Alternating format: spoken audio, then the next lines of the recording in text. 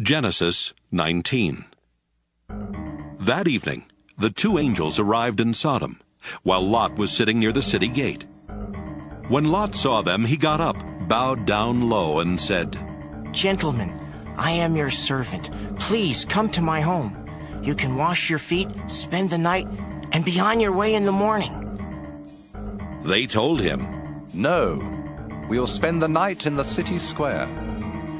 But Lot kept insisting until they finally agreed and went home with him.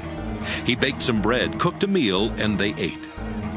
Before Lot and his guests could go to bed, every man in Sodom, young and old, came and stood outside his house and started shouting, "Where are your visitors? Send them out so we can have sex with them."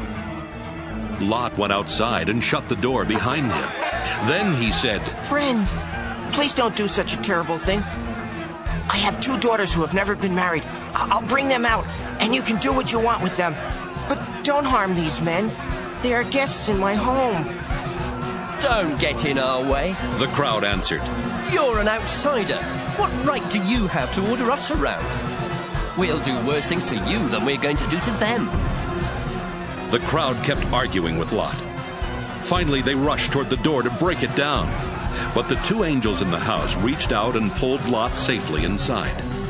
Then they struck everyone in the crowd blind, and none of them could even find the door. The two angels said to Lot, "The Lord has heard many terrible things about the people of Sodom, and he has sent us here to destroy the city. Take your family and leave. Take every relative you have in the city, as well as the men your daughters are going to marry." Lot went to the men who were engaged to his daughters and said, "Hurry and get out of here. The Lord is going to destroy this city." But they thought he was joking, and they laughed at him. Early the next morning, the two angels tried to make Lot hurry and leave. They said, "Take your wife and your two daughters and get out of here as fast as you can. If you don't, every one of you will be killed when the Lord destroys the city." At first, Lot just stood there. But the Lord wanted to save him. So the angels took Lot, his wife, and his two daughters by the hand and led them out of the city. When they were outside, one of the angels said, "Run for your lives. Don't even look back, and don't stop in the valley. Run to the hills where you will be safe." Lot answered, "You have done us a great favor, sir. You have saved our lives, but please don't make us go to the hills. That's too far away. The city will be destroyed before we can get there, and we will be killed when it happens.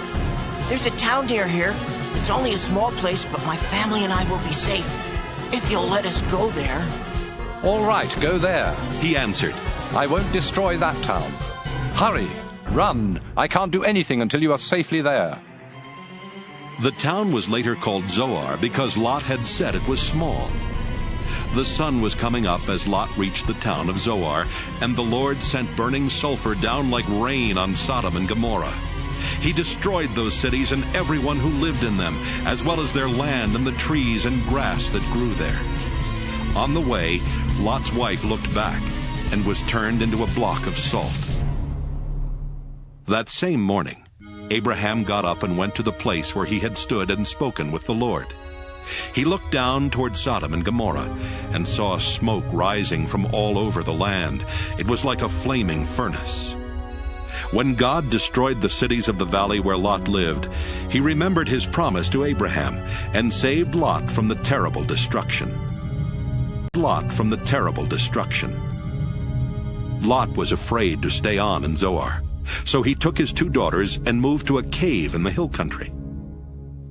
One day his older daughter said to her sister, "Our father is old, and there are no men anywhere for us to marry. Let's get our father drunk. Then we can sleep with him and have children." That night they got their father drunk, and the older daughter got in bed with him. But he was too drunk even to know she was there. The next day the older daughter said to her sister, "I slept with my father last night. We'll get him drunk again tonight so you can go to bed with him and we can each have a child." That night they got their father drunk, and this time the younger sister slept with him. But once again he was too drunk even to know she was there. That's how Lot's two daughters had their children.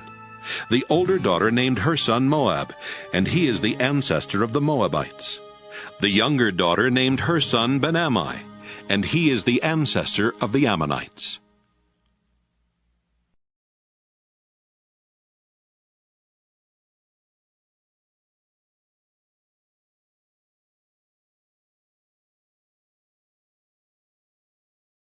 Lot from the terrible destruction. Lot was afraid to stay on in Zoar, so he took his 2 daughters and moved to a cave in the hill country. One day his older daughter said to her sister, "Our father is old, and there are no men anywhere for us to marry. Let's get our father